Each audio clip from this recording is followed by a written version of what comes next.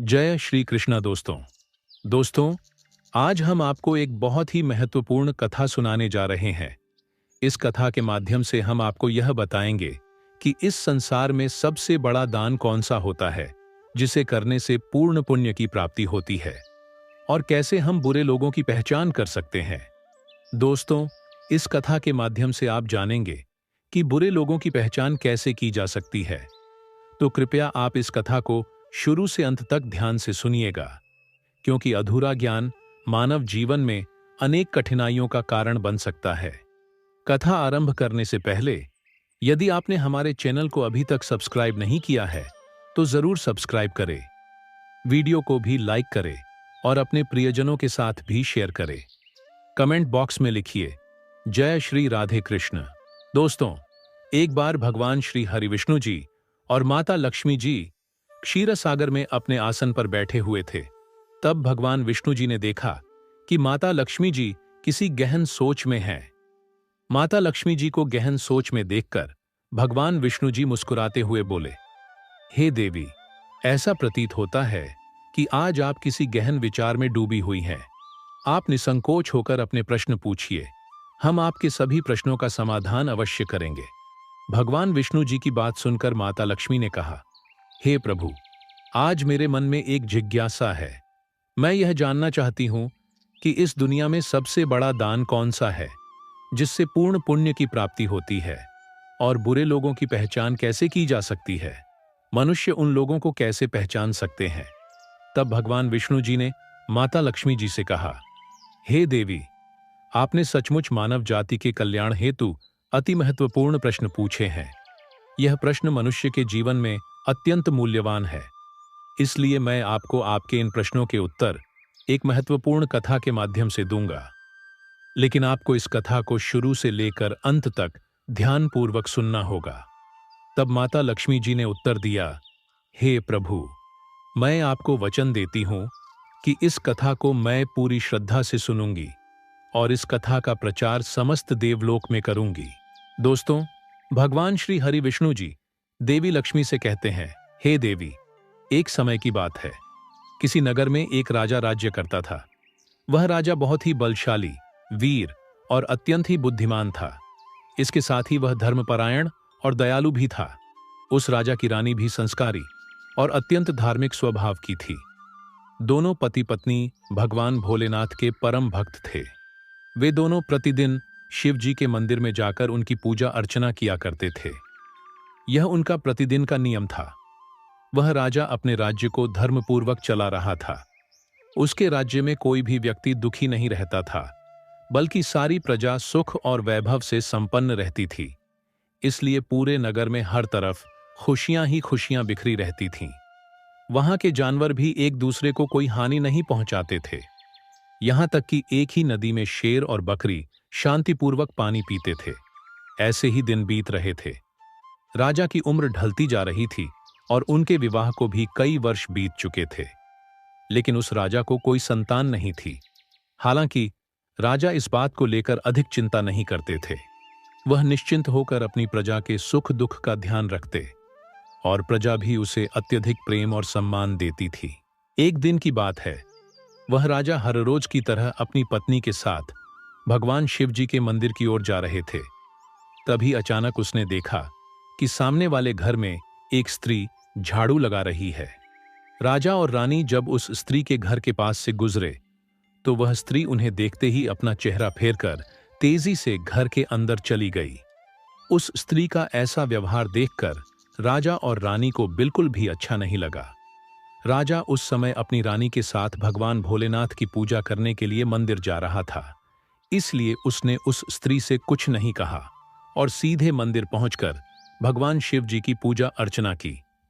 पूजा के बाद राजा अपनी रानी के साथ वापस महल लौट आया। लेकिन महल पहुंचने के बाद राजा ने अपने एक सैनिक को बुलाया और उसे आदेश दिया कि तुम जाओ और नगर के बाहरी क्षेत्र में रहने वाली उस स्त्री को अपने साथ महल ले आओ। ध्यान रखना, तुम उसे कुछ भी मत बताना कि क्यों बुलाया गया है। बस उसे तुम हमारे पास ले आओ। भगवान विष्णु जी कथा सुनाते हुए आगे कहते हैं, हे देवी, राजा का आदेश पाते ही वह सैनिक तुरंत ही उस महिला के घर पहुंचता है। उस समय महिला का पति भी घर पर नहीं था। फिर वह सैनिक उस स्त्री के घर के दरवाजे को खटखटाने लगता है और कुछ देर बाद वह महिला अपने घर का दरवाजा खोलती है। सामने राजा का सैनिक खड़ा देखकर वह महिला हैरान होती है और पूछती है, क्या हुआ? आप मेरे घर पर क्यों आए हैं? उस महिला की बात सुनकर राजा का वह सैनिक उससे कहता है, चलो मेरे साथ, महाराज ने तुम्हें राजमहल में बुलाया है। उन्हें आपसे कुछ बात पूछनी है। यह सुनकर वह महिला अपने मन में सोचती है, आखिर महाराज का आदेश है, इसे ठुकराया तो नहीं जा सकता। मुझे राज दरबार में जाना ही होगा। उसके बाद वह सैनिक उस स्त्री को अपने साथ लेकर राजमहल पहुंच गया। महल में पहुंचकर वह महिला राजा को प्रणाम करती है और कहती है, हे महाराज, आपने मुझे अचानक यहां राजमहल में क्यों बुलाया है? क्या मुझसे कोई गलती हो गई है?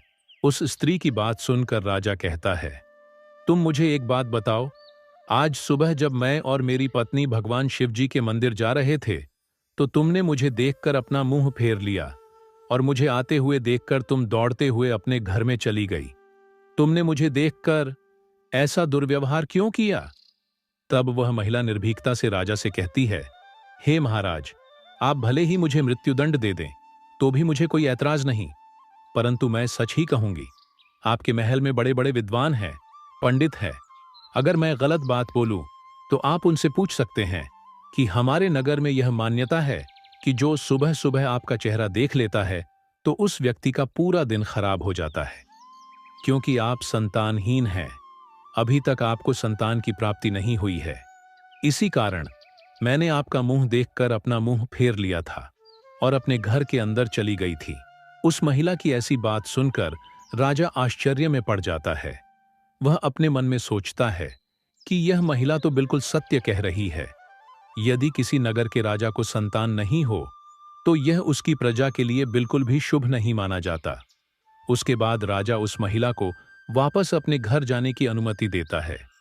फिर राजा अपने मन में यह विचार करने लगता है कि अब मुझे भगवान शिव जी के मंदिर में जाकर संतान प्राप्ति के लिए यज्ञ करना चाहिए। ऐसा सोचकर वह राजा अपने कक्ष में लौटकर रानी से कहता है, हे प्रिय, हमारे नगर के लोग हमारे चेहरे को देखना भी पसंद नहीं करते हैं, क्योंकि हमारे पास अभी तक कोई संतान नहीं है। इसलिए हमें भगवान शिव जी के मंदिर में जाकर संतान प्राप्ति का यज्ञ करना चाहिए। हम भगवान भोलेनाथ के मंदिर में चलते हैं और भगवान शिव से प्रार्थना करते हैं कि वे हमें पुत्र प्रदान करें। राजा की बात सुनकर रानी भी उसकी बात मान लेती है। फिर राजा और रानी दोनों भगवान शिव जी के मंदिर पहुंचते हैं और भगवान शिव जी की पूजा करके संतान प्राप्ति के लिए यज्ञ का आयोजन करते हैं। भगवान विष्णु जी कथा सुनाते हुए आगे कहते हैं, हे देवी, पुत्र प्राप्ति के लिए राजा और रानी ने यज्ञ का आयोजन किया, लेकिन यज्ञ संपन्न होने के बाद भी उन्हें संतान की प्राप्ति नहीं हुई। यज्ञ के निष्फल होने से राजा अत्यंत निराश हो गया। यज्ञ का आयोजन करने वाले पंडित जी भी सोच में पड़ गए। पंडित जी ने मन ही मन सोचा, अब तक जितने भी यज्ञ मैंने किए हैं उनमें से कोई भी यज्ञ आज तक विफल नहीं हुआ है। इसका अर्थ यह है कि शायद इस राजा के भाग्य में ही खोट है और ऐसा प्रतीत होता है कि ईश्वर ने इस राजा के भाग्य में संतान का योग नहीं लिखा है। इसलिए संतान प्राप्ति का यज्ञ करने के बाद भी उसे संतान की प्राप्ति नहीं हुई। राजा हर संभव प्रयास करके थक चुका था और अब वह गहरे निराशा में डूबा रहता था। वह दिन रात संतान की कमी के बारे में सोचता और चिंता में खोया रहता था। एक दिन सिंहासन पर बैठे बैठे राजा को अचानक एक बात याद आती है कि दूसरे नगर के वन में एक महात्मा जी निवास करते हैं, जिनकी ख्याति दूर दूर तक फैली है। राजा के मन में विचार आता है कि शायद उन महात्मा के पास मेरे इस कष्ट का कोई समाधान हो। अगर मैं उनके पास जाऊं तो संभवतः वे मुझे पुत्र प्राप्ति का कोई उपाय बता सकें। मुझे उनके पास जाना चाहिए। अपने मन में यह निर्णय लेकर राजा तुरंत अपनी रानी के पास जाता है और उससे कहता है, हे प्रिय, दूसरे नगर के वन में एक महान तपस्वी और ज्ञानी महात्मा जी रहते हैं। मुझे लगता है कि हमें उनके पास जाना चाहिए। हो सकता है कि वे हमें पुत्र प्राप्ति का कोई मार्ग सुझा दें। फिर रानी भी राजा की इस बात से सहमत हो गई। रानी ने कहा, हे स्वामी, आपकी बात बिल्कुल सही है। हमें महात्मा जी से अवश्य मिलना चाहिए। रानी की सहमति पाकर राजा और रानी दोनों ने एक रथ में बैठकर महात्मा जी के दर्शन के लिए दूसरे वन की ओर प्रस्थान किया। कुछ समय के बाद वे दोनों वन में पहुंच गए। रथ से उतरकर राजा और रानी दोनों जंगल के भीतर जाने लगे। ऊंचे नीचे रास्तों से गुजरते हुए वे महात्मा के आश्रम की ओर बढ़ने लगे। भगवान विष्णु जी कथा सुनाते हुए आगे कहते हैं, हे देवी। फिर राजा और रानी वन के भीतर महात्मा जी की कुटिया के पास पहुंच जाते हैं। वहां वे देखते हैं कि महात्मा जी एक विशाल वृक्ष के नीचे ध्यानमग्न होकर साधना में लीन है। यह दृश्य देखकर राजा और रानी कुछ देर तक खामोशी से खड़े रह जाते हैं ताकि महात्मा जी की साधना में कोई विघ्न न आए। दोनों हाथ जोड़कर विनम्रतापूर्वक महात्मा जी के सामने खड़े रहते हैं। कुछ समय बाद महात्मा जी अपनी साधना से बाहर आते हैं और अपनी आंखें खोलते हैं। तब वे देखते हैं कि राजा और रानी उनके सामने अपने दोनों हाथों को जोड़कर खड़े हुए हैं। वे महात्मा जी उस राजा को अच्छी तरह से जानते भी थे, इसलिए वे राजा को देखते ही पहचान लेते हैं और राजा से मुस्कुराते हुए कहते हैं, हे राजन, आज आप यूं अचानक से हमारे पास किस प्रयोजन से पधारे हैं? तब राजा ने नम्रता से महात्मा जी को प्रणाम किया और अपनी व्यथा महात्मा जी को कह सुनाई। उसने बताया कि कैसे उन्होंने पुत्र प्राप्ति के लिए यज्ञ किया, परंतु सभी प्रयास व्यर्थ गए। यह सब सुनने के बाद महात्मा जी कुछ क्षणों के लिए मौन हो गए और अपनी आंखें बंद कर लीं। वे ध्यानस्थ होकर राजा के जीवन की घटनाओं का आंतरिक दृष्टि से अवलोकन करने लगे। कुछ समय बाद महात्मा जी ने अपनी आंखें खोलीं और गंभीर स्वर में बोले, राजन, मैंने आपके जीवन का एक ऐसा सत्य देखा है जिसे सुनकर आपको कष्ट हो सकता है। आपके पिछले जन्म में किए गए एक पाप का फल इस जन्म में आपके भाग्य पर भारी पड़ा है। आपने पिछले जन्म में एक ऐसा घोर पाप किया था जिसके परिणाम स्वरूप इस जीवन में आपके भाग्य में संतान प्राप्ति का योग नहीं है। इसी कारण से आपके सभी प्रयास निष्फल हो रहे हैं। भगवान विष्णु जी कथा सुनाते हुए आगे कहते हैं, हे देवी। महात्मा जी की बातें सुनकर राजा उनके चरणों में गिर पड़ा और विनती करते हुए बोला, हे महात्मन, कृपा करके आप ऐसा मत कहिए।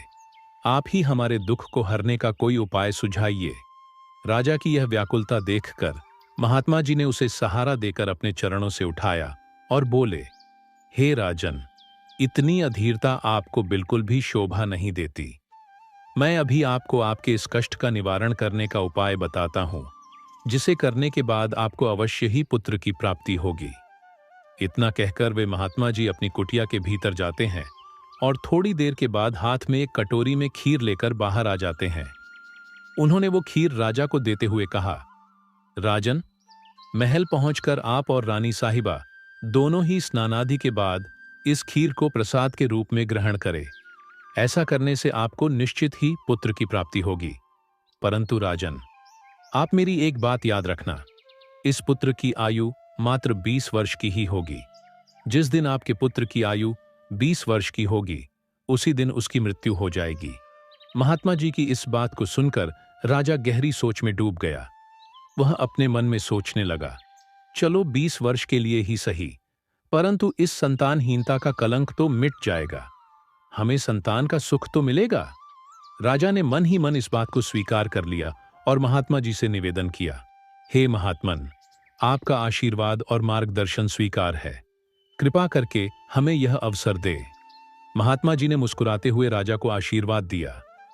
राजा और रानी ने महात्मा जी को प्रणाम किया, उनकी चरण वंदना की और विनम्रतापूर्वक आभार व्यक्त किया। इसके बाद राजा और रानी अपने रथ में बैठकर महल की ओर लौट चले। इसके बाद महल पहुंचकर राजा और रानी स्नान आदि कर भगवान भोलेनाथ जी का प्रसाद मानते हुए श्रद्धा से उस खीर को ग्रहण करते हैं। उसके कुछ ही दिनों बाद रानी गर्भवती हो जाती है, जिससे रानी बहुत ही प्रसन्न हो जाती है। जब राजा ने यह शुभ समाचार सुना तो वह भी खुशी से झूम उठा। संतान प्राप्ति का यह सुखद समाचार सुनने के बाद राजा ने महात्मा जी के प्रति अपनी कृतज्ञता प्रकट करने का निश्चय किया। राजा अपने रथ में ढेर सारे फल, फूल, वस्त्र और अन्य भेंट सामग्रियां रखकर वन में महात्मा जी की कुटिया की ओर चल पड़ा।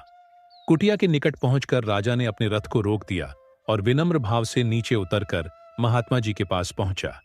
महात्मा जी ध्यानमग्न बैठे थे।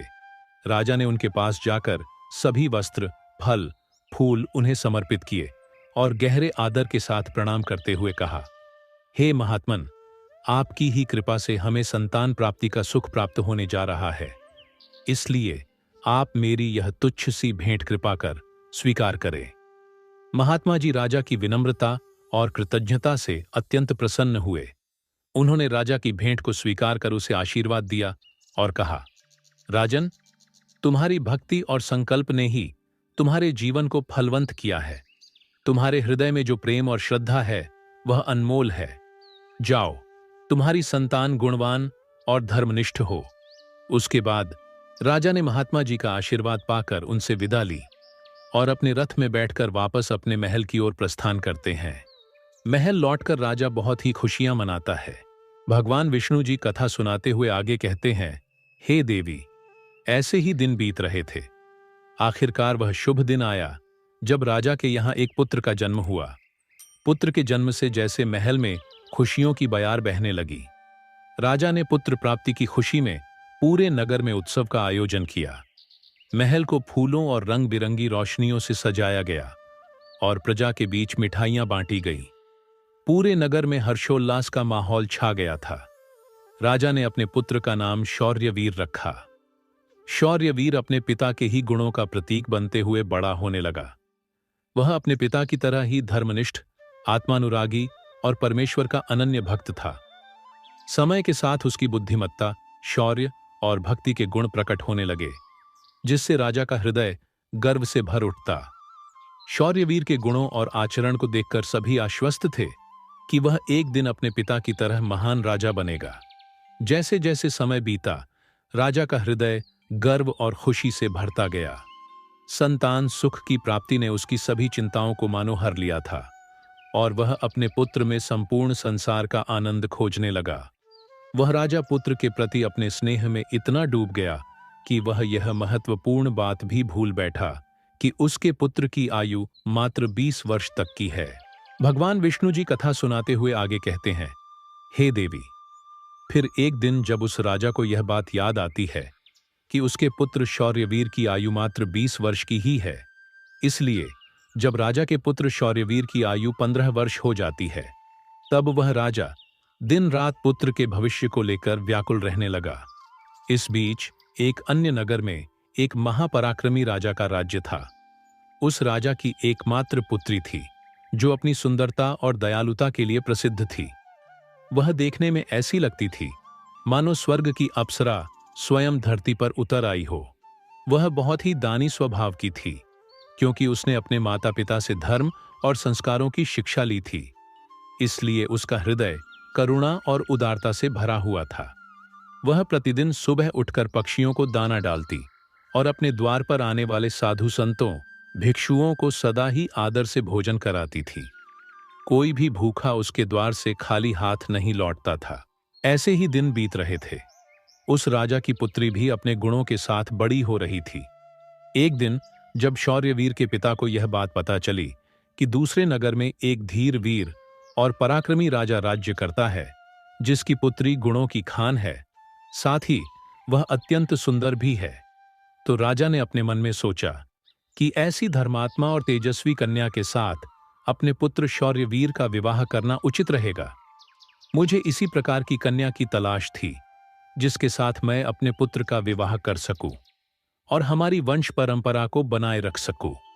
इस विचार के साथ ही राजा ने अपने मन में निर्णय किया कि वह उस राजा से प्रस्ताव रखेगा जिससे वह अपने पुत्र शौर्यवीर का विवाह उस सुंदर और धार्मिक कन्या के साथ कर सके। भगवान विष्णु जी माता लक्ष्मी से कहते हैं, हे देवी। फिर शौर्यवीर के पिता ने अपने पुत्र के विवाह का प्रस्ताव संदेशवाहक के माध्यम से दूसरे नगर के राजा तक पहुंचाया। जब दूसरे नगर के राजा ने यह प्रस्ताव सुना तो उसने अपने मन में विचार किया कि चलो, अब मुझे अपनी पुत्री का विवाह कर देना चाहिए। और मैंने सुना है कि इस राजा के पुत्र की आयु मात्र 20 वर्ष ही है। इस राजा का पुत्र बहुत ही योग्य, पराक्रमी और धर्मपरायण है। भले ही उसकी आयु का भविष्य अनिश्चित हो, इसलिए अगर उसके यहाँ कोई पुत्र पैदा हो गया तो उसका वंश आगे बढ़ता रहेगा। जिससे मेरी पुत्री भी अपनी संतान के साथ सुखी रहेगी। इन विचारों को मन में संजोए हुए उस राजा ने शौर्यवीर के विवाह प्रस्ताव को सहर्ष स्वीकार कर लिया। फिर कुछ ही दिनों के भीतर शुभ मुहूर्त में शौर्यवीर का उस राजकुमारी के साथ विवाह हो गया। वह राजकुमारी न केवल सुंदर थी, बल्कि बहुत ही दयालु स्वभाव की थी। उसने अपने बचपन से ही यह नियम अपनाया था कि जब तक वह किसी भूखे या असहाय प्राणी को भोजन नहीं करवाती, तब तक वह स्वयं भोजन ग्रहण नहीं करती। उसके माता पिता ने उसे सेवा और दान की भावना सिखाई थी और उसने उसे अपने जीवन का अटूट हिस्सा बना लिया था। विवाह के पश्चात राजकुमारी का यह नियम उसके ससुराल में भी जारी रहा। हर सुबह वह महल के द्वार पर जाकर जरूरतमंद लोगों को भोजन करवाती और अपने हाथों से उन्हें अन्न दान करती। उसकी यह दया भावना देखकर महल के सभी लोग उसका बहुत सम्मान करने लगे थे। धीरे धीरे ऐसे ही समय गुजर रहा था और हर गुजरते दिन के साथ शौर्यवीर की उम्र भी बढ़ रही थी। राजा और रानी इस बात को लेकर मन ही मन चिंतित रहते कि उनका पुत्र अब अपने जीवन के अंतिम समय की ओर बढ़ रहा है। उन्हें महात्मा की वह भविष्यवाणी हमेशा याद रहती कि शौर्यवीर की आयु केवल 20 वर्ष ही होगी। इस दुखद सत्य को केवल राजा और रानी ही जानते थे। उन्होंने यह बात किसी और को नहीं बताई थी, ताकि महल में कोई चिंता का माहौल न बने। जैसे जैसे शौर्यवीर की आयु 20 वर्ष की ओर बढ़ती जा रही थी, राजा और रानी के दिल की धड़कनें तेज हो जातीं। अपने पुत्र के प्रति उनका प्रेम और मोह इतना अधिक था कि वे चाहकर भी इस चिंता से मुक्त नहीं हो पाते थे।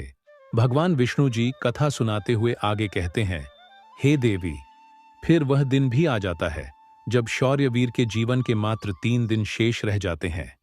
राजा और रानी का दिल भारी हो जाता है। राजा बार बार अपने मन में सोचने लगा कि अब मैं क्या करूं? मेरा पुत्र 3 दिन बाद मुझसे हमेशा के लिए दूर हो जाएगा।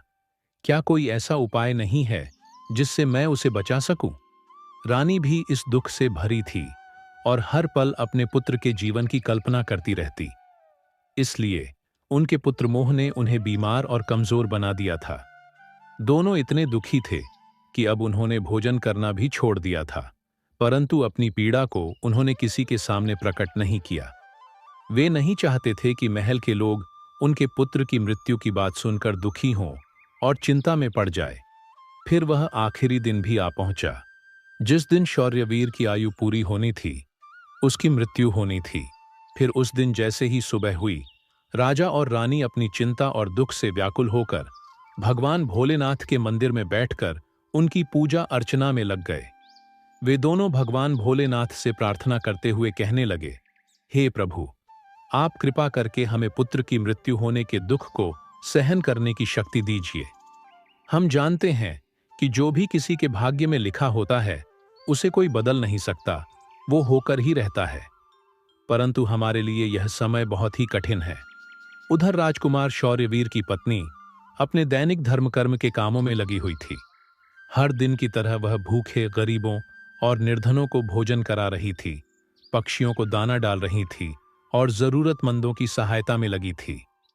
उसे अपने पति की आयु के बारे में कुछ भी पता नहीं था, इसलिए वह निश्चिंत होकर अपने कार्यों में मग्न थी। इसी बीच यमलोक में धर्मराज जी ने देखा कि आज राजकुमार शौर्यवीर की मृत्यु का दिन है, तो उन्होंने तुरंत ही अपने 2 प्रमुख दूतों को बुलाया और उन्हें आदेश दिया, जाओ और अब से कुछ समय बाद राजकुमार शौर्यवीर के प्राण उसके शरीर से निकालकर अपने साथ यमलोक ले आओ। परंतु ध्यान रहे कि उसकी मृत्यु एक विशेष कारण से होनी है। उसकी मृत्यु एक सांड द्वारा उसे पीछे से ठोकर मारने से ही होगी। जब वह सांड राजकुमार शौर्यवीर को पीछे से ठोकर मारेगा, तभी उसके प्राण हमारे पास आ सकेंगे। इसके लिए तुम दोनों एक सांड के पास जाकर उसे राजकुमार शौर्यवीर की मृत्यु के लिए प्रेरित करो। धर्मराज के आदेशानुसार वे दोनों दूत यमलोक से धरती पर जाने के लिए तत्पर हो गए। भगवान विष्णु जी माता लक्ष्मी से कहते हैं, हे देवी। वे दोनों यमदूत राजकुमार शौर्यवीर के प्राण लेने के लिए आकाश मार्ग से होते हुए पृथ्वी लोक पहुंच जाते हैं। दूसरी ओर धर्मराज की माया के प्रभाव से एक सांड ने अपने मन में सोचा कि आज मुझे राजमहल के सुंदर बगीचे में प्रवेश करना चाहिए और वहां घूमना चाहिए। मुझे देखना चाहिए कि राजमहल का बगीचा कैसा है। फिर बिना किसी रुकावट के वह सांड धीरे धीरे चलते हुए महल के बगीचे में जा पहुंचा। संयोग से यह वही बगीचा था जहां राजकुमार शौर्यवीर प्रतिदिन टहलने के लिए आते थे। धर्मराज की माया से प्रेरित वह सांड जैसे ही बगीचे में प्रवेश करता है तो वहां जाकर वह घास चरने और इधर उधर घूमने लगता है। उसी समय धर्मराज जी के दो दूत राजमहल के बगीचे के द्वार के पास खड़े हो गए। वे दोनों बगीचे के भीतर की गतिविधियों पर नजर बनाए रखते हैं।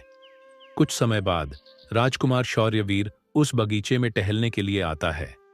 राजकुमार शौर्यवीर को सांड के वहां होने का एहसास नहीं था और वो अपने विचारों में खोए हुए बगीचे में टहलने लगता है। तब वे दोनों यमदूत अपने मन में सोचते हैं, अब बस थोड़ी ही देर में राजकुमार शौर्यवीर की आयु समाप्त होने का समय निकट आ जाएगा। हमें इंतजार है उस पल का जब यह सांड राजकुमार को ठोकर मारेगा, तब हम उसके प्राण लेकर यमलोक लौट जाएंगे। जब वे दोनों दूत यह विचार कर रहे थे कि तभी क्या होता है कि एक अन्य नगर में एक निर्धन ब्राह्मण रहता था। उस ब्राह्मण की एक पुत्री थी जिसका समय रहते उसने विवाह कर दिया था, लेकिन दुर्भाग्य से उसकी बेटी का पति एक दुष्ट प्रवृत्ति का व्यक्ति था जो बहुत ही मदिरापान करता था, जुआ खेलता था और पराई स्त्रियों के साथ संबंध बनाता था। यही नहीं, वह अपनी पत्नी को नशे में धुत होकर अक्सर मारता पीटता था और उसे घर से निकालना चाहता था। उसकी इस आदत के कारण गरीब ब्राह्मण की बेटी बहुत ही दुखी और पीड़ित रहने लगी थी। लेकिन वह गरीब ब्राह्मण की बेटी जब अपने पति के साथ कुछ समय तक रही, तब एक दिन वह गर्भवती हो जाती है। इसलिए एक दिन उसने अपने पति की मारपीट से तंग आकर उसे छोड़कर वो अपने पिता के घर अपने मायके में आ जाती है।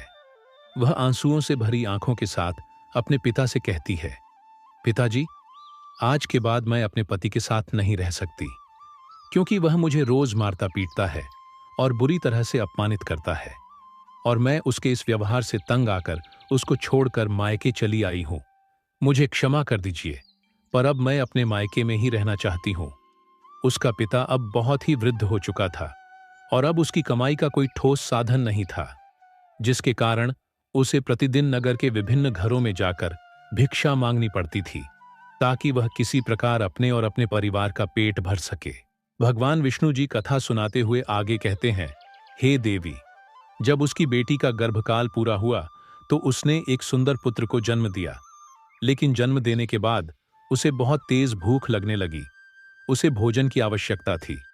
प्रसव के बाद भूख कई गुना बढ़ जाती है, इसलिए वह अपने पिता से भोजन मांगने लगी। दुर्भाग्यवश उसके पिता सुबह से ही भिक्षा के लिए नगर नगर गए हुए थे, परंतु रोज रोज भिक्षा मांगने के कारण उस दिन किसी ने उसे भिक्षा नहीं दी थी। भगवान विष्णु जी कथा सुनाते हुए आगे कहते हैं, हे देवी, गरीबी किसी भी मनुष्य के लिए एक सबसे बड़ा अभिशाप है और यह उसके आत्मसम्मान और अस्तित्व के लिए अत्यंत पीड़ादायक होती है। उधर उस गरीब ब्राह्मण को किसी ने भी भोजन नहीं दिया, इसलिए वह खाली हाथ ही घर वापस लौट आता है। इधर उसकी पुत्री भूख से बहुत ही व्याकुल हो रही थी।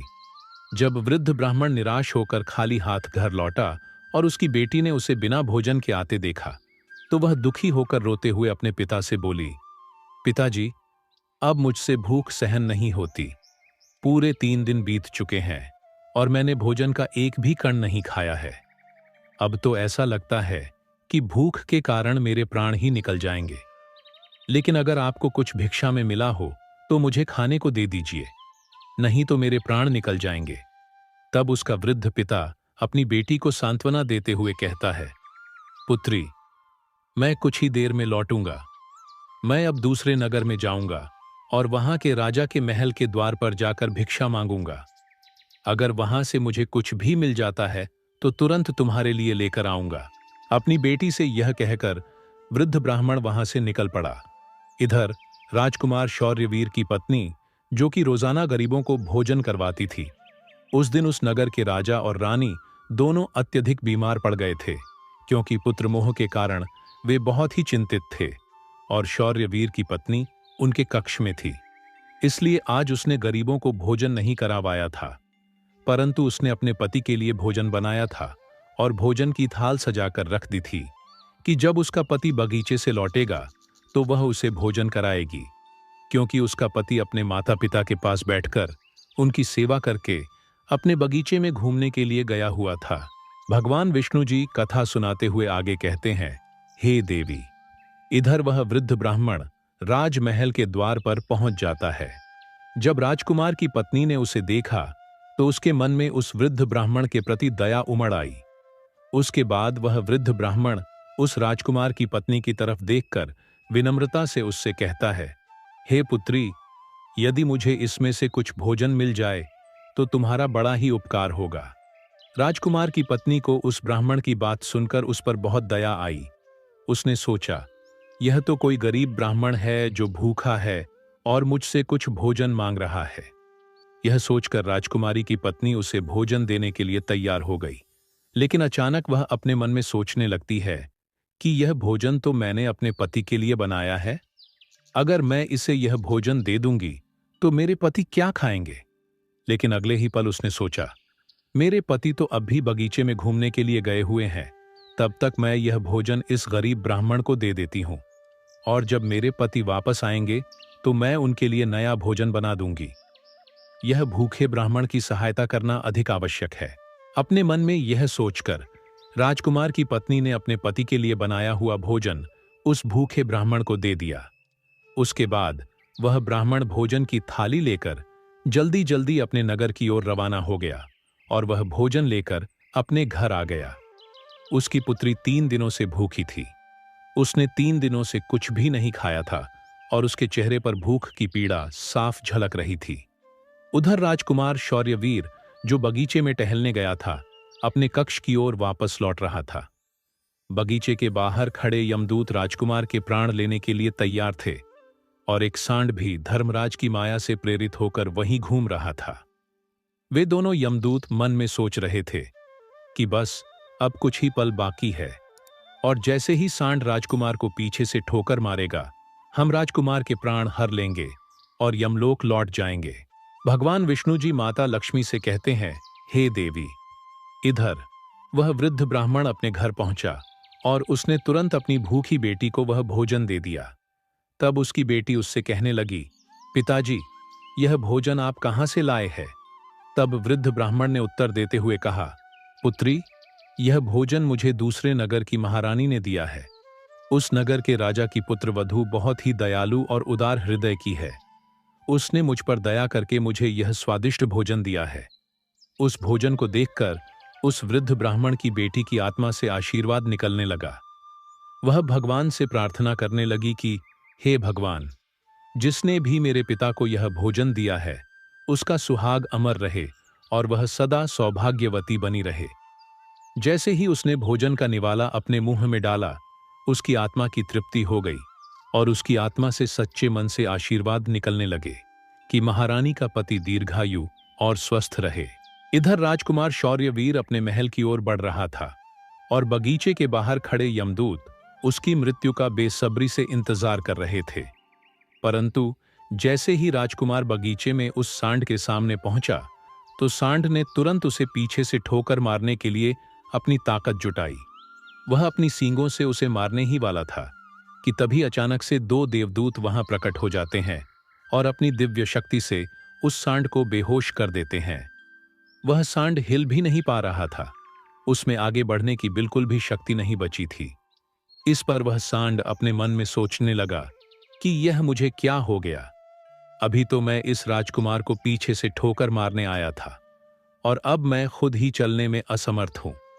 उसकी समझ में नहीं आ रहा था कि यह सब कैसे और क्यों हो रहा है। भगवान विष्णु जी माता लक्ष्मी से कहते हैं, हे देवी, यह सब उस ब्राह्मण की भूखी बेटी के आशीर्वाद का प्रभाव था जो उसने भोजन करते समय दिया था। उस आशीर्वाद की शक्ति के कारण ही वे देवदूत वहां आकर खड़े हो गए थे। इसके बाद वे देवदूत यमराज के उन दूतों से कहते हैं, हे यमदूत, तुम इस राजकुमार के प्राण नहीं ले सकते। जिस प्रकार श्राप असर दिखा सकता है, उसी प्रकार आशीर्वाद भी फलित हो सकता है। अब राजकुमार और सांड के बीच वे 2 देवदूत आशीर्वाद रूपी दीवार बनकर खड़े थे और राजकुमारी का दान मृत्यु के समय को आगे नहीं बढ़ने दे रहा था। फिर वे यमदूत उन देवदूतों से कहते हैं, हे देवदूतों, तुम सभी यहां से लौट जाओ और हमें हमारा काम करने दो, क्योंकि हमारा उद्देश्य है इस राजकुमार के प्राण लेकर यमलोक लौट जाना। तब देवदूतों ने दृढ़ता से उत्तर दिया, नहीं यमदूतों, ऐसा कभी नहीं हो सकता। हमारे रहते यह असंभव है, क्योंकि हमें स्वयं भगवान शिव जी ने यहां भेजा है। दोनों पक्षों के बीच बहस छिड़ गई और फिर यह बहस धीरे धीरे एक युद्ध में बदल गई। देवदूतों की अद्वितीय शक्ति के सामने यमदूत असहाय हो गए और हार मानकर वापस यमलोक लौट गए। यमलोक में पहुंचकर यमदूतों ने यमराज जी से कहा, हे महाराज, हम उस राजकुमार के प्राण नहीं ले पाए। तब यमराज जी अपने उन दूतों से कहते हैं, यह कैसी विडंबना है, तुम लोग खाली हाथ क्यों वापस लौट आए? यमराज जी की बात सुनकर यमदूत यमराज जी से कहते हैं, हे महाराज, हम उस राजकुमार के प्राणों को लेने के लिए गए थे, लेकिन अचानक से पता नहीं दो देवदूत हमारे सामने आकर खड़े हो गए और उन दोनों के सामने हमारी कोई भी शक्ति काम नहीं कर पाई। यमराज यह सुनकर सोच में पड़ गए और बोले, ऐसी कौन सी बड़ी शक्ति है जो उस राजकुमार की मृत्यु के मार्ग में बाधा बन रही है? फिर वे यमदूत यमराज जी से कहते हैं, हे महाराज, एक तो उसके दान की शक्ति और आशीर्वाद की शक्ति, जिसने देवदूतों को और भी शक्तिशाली बना दिया है। तब यमराज जी अपने दूतों से कहते हैं, लगता है यह कार्य तुमसे नहीं हो पाएगा, तुम लोग रहने दो, मुझे स्वयं पृथ्वी लोक पर जाकर उस राजकुमार के प्राण लेने होंगे। भगवान विष्णु जी कथा सुनाते हुए आगे कहते हैं, हे देवी। फिर अपने दूतों से इतना कहकर यमराज जी स्वयं पृथ्वी लोक पर पहुंच जाते हैं और उस राजा के महल के बगीचे में प्रकट हुए। वहां उन देवदूतों से यमराज जी कहते हैं, हे देवदूतों, क्या तुम लोग नहीं जानते कि विधि का विधान अटल है? जब किसी की आयु पूरी हो जाती है तो उसे यमलोक जाना ही होता है, और इस राजकुमार की भी आयु अब पूर्ण हो चुकी है, इसलिए मैं इसके प्राण लेने आया हूं। तब देवदूतों ने यमराज से कहा, हे प्रभु, आप हमें बताइए कि ब्रह्मा जी और विष्णु जी तक को भी श्राप का प्रभाव सहना पड़ा था। यदि श्राप का मान रखा जा सकता है तो क्या आशीर्वाद का मान नहीं रखा जा सकता? इस राजकुमार को भूखे को भोजन देने का आशीर्वाद प्राप्त है। उन देवदूतों की बात सुनकर यमराज जी उन देवदूतों से कहते हैं, आप लोग सत्य कह रहे हैं, परंतु अब मुझे क्या करना होगा? तब वे देवदूत यमराज जी से कहते हैं, हे प्रभु, आप इस राजकुमार की आयु 100 वर्ष कर दीजिए। इसके बाद ही आप इस राजकुमार के प्राण लेने के लिए पधार सकते हैं, और यही भगवान शिव जी का भी आदेश है। उन देवदूतों की बात मानकर यमराज जी ने राजकुमार शौर्यवीर की आयु 100 वर्ष कर दी और वापस यमलोक लौट गए।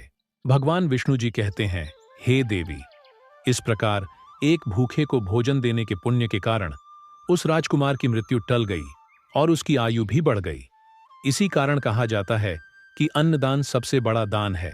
किसी भूखे को दिया गया अन्न अश्वमेध यज्ञ के फल के बराबर होता है।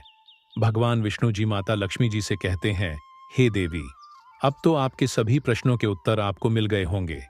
तब माता लक्ष्मी जी भगवान श्री हरि विष्णु जी से कहती है, हे प्रभु, आज आपने मुझे अनमोल ज्ञान प्रदान किया है और मेरे सभी प्रश्नों का समाधान भी कर दिया है। इसलिए मैं आपको विश्वास दिलाती हूं कि मैं इस कथा का विस्तार समस्त संसार में अवश्य करूंगी। तो दोस्तों, आशा है यह कथा आपको जरूर पसंद आई होगी। अगर आपको यह कथा अच्छी लगी हो तो वीडियो को लाइक और चैनल को सब्सक्राइब अवश्य करें। इस वीडियो को अपने दोस्तों के साथ भी शेयर करें। कमेंट बॉक्स में लिखिए, जय श्री राधे कृष्ण। तो मिलते हैं अगले वीडियो में। तब तक के लिए आप अपना ख्याल रखिए। धन्यवाद।